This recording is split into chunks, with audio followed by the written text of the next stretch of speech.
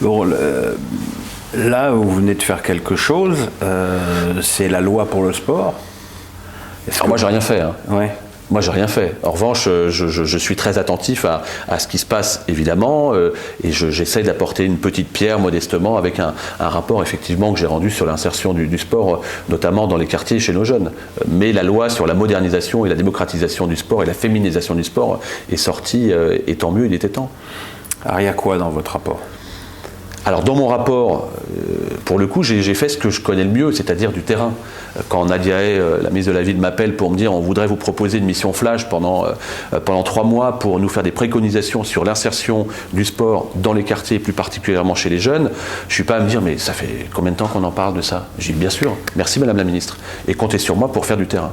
D'abord, j'ai fait 120 auditions avec une équipe très très réduite qui sort bénévolement du réseau qui est le mien, qui ne sort pas des ministères, etc. Je voulais vraiment qu'on aille sentir le cul des vaches, mais vraiment de façon flash, mais que ça soit le terrain. Et personne ne m'a dit où je devais aller. Ça, il n'est pas né celui-là. Qu'est-ce qu'il en sort ? 24 préconisations. Pourquoi ? Parce que les jeunes entre 12 et 17 ans, pendant 24 mois, Pierre, ont pris entre 5 et 15 kilos.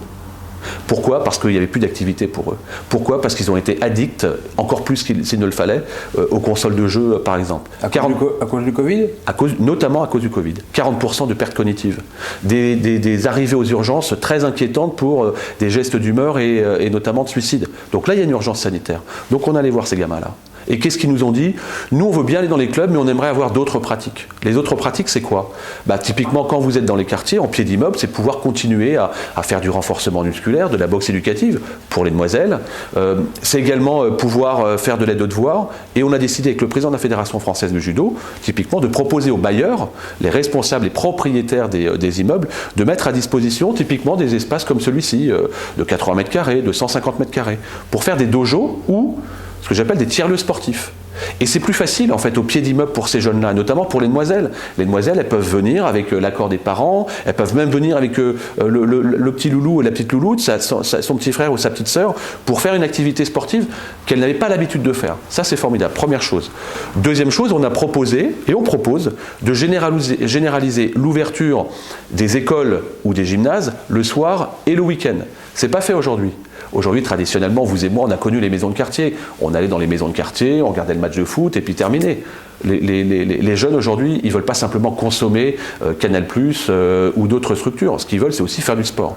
Donc on va donner la possibilité, avec les villes, d'ouvrir les écoles le soir, ça appartient aux villes, les écoles, d'ouvrir les gymnases, d'ouvrir les préaux, par exemple, pour que nos jeunes aillent faire du sport. C'est une nouvelle pratique. Les équipements sportifs de proximité tels que Emmanuel Macron souhaite les mettre en place, c'est très intéressant, mais ça ne suffit pas. Il faut les encadrer. Et les encadrer, c'est aller chercher des jeunes à qui on peut donner du boulot pour les encadrer, et donc les former. On a 24 préconisations, il y en a d'ores et déjà 7 ou 8 qui ont été actées. Mon petit doigt me dit qu'on va en trouver un certain nombre, et bon nombre, dans le programme présidentiel en direction des jeunes, et rien que ça, le sentiment que j'ai, c'est qu'enfin on écoute le terrain. Parce que, encore une fois, comme le disait Jean-Jacques Rousseau dans son contrat social en 1762, c'est les habitants qui valident tout ça. C'est les habitants qui font la ville. Et donc, quand on valide ces projets par les habitants, ils sont mieux assimilés et donc mieux mis en pratique. Bon, il y a un sujet qui fâche dans les jeunes et le sport, c'est l'islamisme. C'est un faux sujet, Pierre. C'est un faux sujet, l'islamisme. C'est le meilleur moyen de cliver la société. On parlait des règles du jeu. Qu'est-ce que j'ai fait ici en 2015 ? D'abord, j'ai mis en place une charte de la laïcité. Qu'est-ce que ça veut dire, charte de la laïcité ? C'est que les signes religieux ostentatoires, quels qu'ils soient, n'ont pas lieu d'être en matière de sport comme en matière de culture. Et donc, quand une association me demande une salle, quand une association me demande une subvention, la première des choses, elle signe une charte de la laïcité qui rappelle ces principes-là. Donc chez moi, personne ne joue voilé dans quelque sport que ce soit, personne ne joue avec une kippa. Oui, c'est un sujet. Oui, mais c'est un sujet. En ce moment, on a parlé que de ça ces derniers jours. Mais pourquoi ? Parce que c'est facile de cliver la société. Elle n'a pas besoin de ça, la société. Allons pas chercher des problèmes là où il n'y en a pas. Est-ce qu'il y a un problème ? Est-ce qu'aujourd'hui, typiquement, Fédération française de football, est-ce qu'aujourd'hui, dans le football, en compétition officielle, vous voyez un seul voile ? Ben non, il n'y en a pas. Pourquoi ? parce que la Fédération française de football, et je suis complètement d'accord avec cela, a mis en place une charte de laïcité, des conventions qui sont mises en place. Allons pas aller, on a suffisamment de problèmes dans cette société pour qu'on monte les uns contre les autres. Ça, c'est juste pas possible. En revanche, donner les règles, appliquer les règles sans état d'âme, ça, il faut le faire. Un jour, en 2014 ou 2014 et demi, à la mi-2014, j'ai eu un sujet avec une association qui s'est foutue sur la gueule avec un club de judo parce qu'ils ne voulaient pas que les gens du judo se baignent à poil dans les douches. Le lendemain, j'ai convoqué les présidents d'association, je leur ai dit c'est terminé, il n'y a plus de subvention, vous n'avez plus accès à cela. On n'a jamais eu de problème depuis, jamais. Ils ont signé la charte de laïcité, on a évidemment mis les choses en place, et moi je n'ai aucun état d'âme par rapport à ça. Mais finalement le mieux, c'est de leur demander à toutes ces associations comment ça se passe à Poissy. C'est pas un microclimat Poissy, simplement il faut avoir le courage de dire les choses. C'est vrai que quand vous avez quelqu'un en face de vous, alors je ne parle pas de Pierre Ménès et la grande carcasse que vous êtes, mais il faut dire au président, et avoir le cran de dire au président.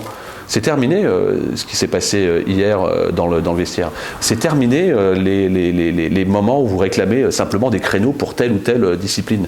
Mais moi, je ne veux pas faire de stigmatisation. C'est le meilleur moyen de monter les uns contre les autres. Et encore une fois, cette société n'a pas besoin de cela. Il y a d'autres sujets à régler. Le pouvoir d'achat, l'insécurité, la délinquance, la crise sanitaire. Ça, c'est des sujets qu'il faut qu'on prenne à bras-le-corps. Moi, la politique politicienne à 2 balles qui consiste à dire il n'y a pas de voile, l'autre il est arrivé avec une kippa, etc., très peu pour moi.